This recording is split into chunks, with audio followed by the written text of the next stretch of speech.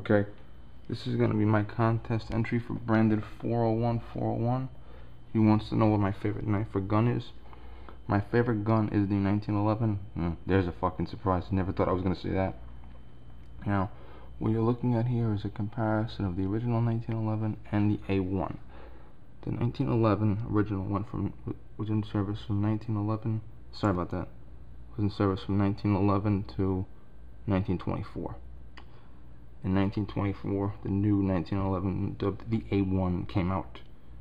And when most people have a 1911, they have a 1911 A1, especially in the service. Now, the 1911, the original, up top, see if you'll notice, the mainspring housing is a lot slimmer. Hickok 45 said he likes that better than the updated bump here. You see that bump? Also, the trigger here is cut in half from this trigger. See how wide that trigger is compared to this one? Now, the reason why I like the 1911 original is because this is Mr. Browning's gun. Mr. Browning made this gun for the U.S. government. You can get the date? Not really. Mr. Browning made this gun for the U.S. government. It was approved on March 29th, 1911. Duh. And the original was in service from until 1924. Now, Mr. Browning held a patent on the 1911, but he sold the patent to Colt, which was very common at the time. He invented a gun, sold the patent for very little money. Colt allowed the 1911 patent to expire, and since then, anyone that can legally make a handgun can make a 1911 anywhere in the world. And there are thousands of different 1911s, variants. It's just different sizes, different calibers, different manufacturers. I have a Springfield Loaded, which has every feature you can imagine on it. They just changed up everything. But the original 1911 is Mr. Browning's. It's from him. It's the one he recognized. In 1924, Mr. Browning was living in Belgium working for Fabrique Nationale. It is entirely possible that he didn't even know the A1 existed. He died 2 years later, unfortunately, in 1926. Remember, there was no patent in 1924.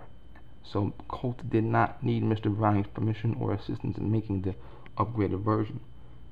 But I always had a soft spot for the original one. Now, one thing I could do is I could get a shitload of money together, go on gunbroker.com, buy an original 1911 for a super amount of money, pay a gunsmith to detail clean it, detail strip it, function check it, and everything else.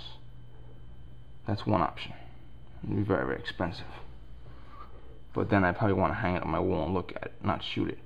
Another option, hold on one moment, is to get the replica.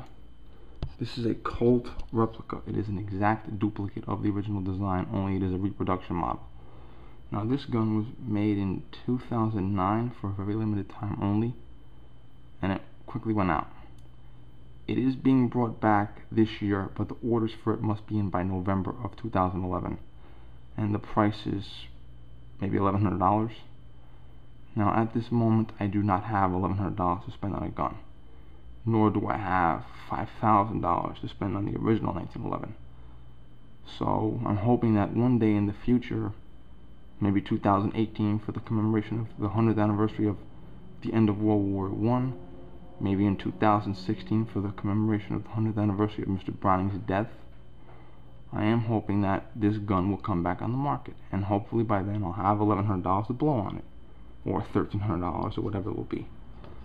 But right now, spending $1,100 on a gun is out of the question. If it wasn't out of the question, I would have bought this gun in a heartbeat. And here's the original. Oh, that's good. Not only is that good, but, well, now the odds of me getting an original 1911 are exuberantly thin, because it's going to be a lot of money and a lot of restoration and shit, so it's not feasible. But you never know. The odds of me getting the replica, that's my dream gun. The replica is my dream gun. Because let's face it, I'm a comic book collector. Now, as a comic book collector, if you want X-Men 1, you want the original 1963 X-Men 1. You don't want a reproduction. If you want Action Comics 1, which is the most expensive comic book in the world, you want Action Comics 1 1938. Not a replica. Not a reprint.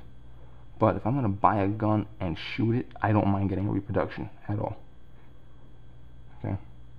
Original gun, paying a lot of money for it, I'd probably put it in a display case and have people pay me admission to drool over it. But if I want to shoot it, let's face it, I don't want to be carrying a $5,000 original World War I gun to the shooting range. And I want to be using it for home defense. I want to put that in a display case. So hopefully one day my dream will come true, and I will have a World War I replica to play with. And if my dream really comes true, if I hit the freaking lottery, I'll have the original. But I just like the original better because the trigger is so much thicker, the mainspring housing is flat, and Mr. Hickok 45 said it's easier to hold. The spur and the hammer is a little different. The beaver tail comes out, it's hard for you to see, but the beaver tail comes out a little more in the newer model. Ironically, I think the A1 has a lower sight, front sight. I could be wrong, and if I'm wrong, shoot me, but I think it does. Okay, so this is my contest entry for Brandon 40141, and talk about a 1911, who the fuck is gonna hate me? Okay, beautiful. It's like looking at gold. It's like looking at the most beautiful woman in the world. Only she's made out of metal. You hold her in one hand, and she can defend your life. And she's not gonna fail on you. She's not gonna cheat on you.